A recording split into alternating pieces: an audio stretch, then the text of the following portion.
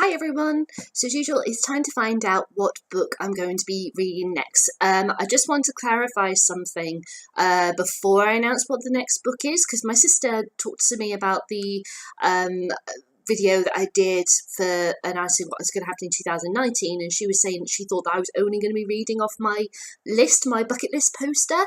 That is not the case. What I'm going to do, I just want to clarify this, I'm going to be reading whatever I want, but if I happen to read a book that's on the bucket list, I'm going to obviously scratch it off the bucket list, and I'm just going to see how many that I can get through the year, because it's going to be impossible to get through all of the books that I've got remaining on the list by the end of this year. Absolutely impossible. So I'm gonna picking whatever I want, but I'm also going to be picking stuff from that bucket list poster, but not just from the poster. Okay, so anything that I want. So now that that's aside, let's talk about what I'm going to be reading next. And what I'm going to be reading next, I actually got from the library yesterday. Yesterday I went to see The Favourite and Mary Queen of Scots, and as you know, last year I read the Antonia Fraser biography of Mary Queen of Scots, which I really liked. But for Queen Anne, who is the focus of The Favourite, I don't know a great deal about Queen Anne. She is the queen, the monarch who everyone kind of forgets that she was there, and that's really sad. She was the most successful of the Stuart kings, well, of the whole range of kings and queen of the Stuart era, and yet we don't really remember her.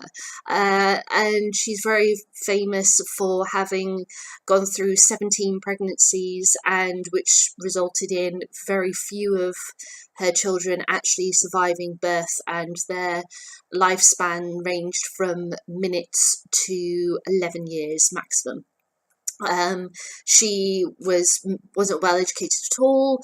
She was extremely overweight when she passed away. It took 14 people to carry her coffin at her funeral, and she was plagued by all of these horrific medical conditions, obviously because of her many pregnancies that she had.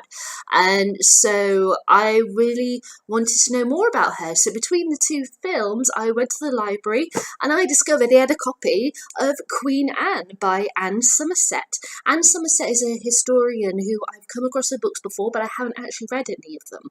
So the fact that it's focused on Queen Anne and it's written by Anne Somerset, I thought, what the heck?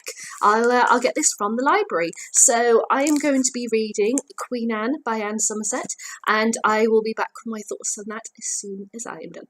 All right, guys. Bye.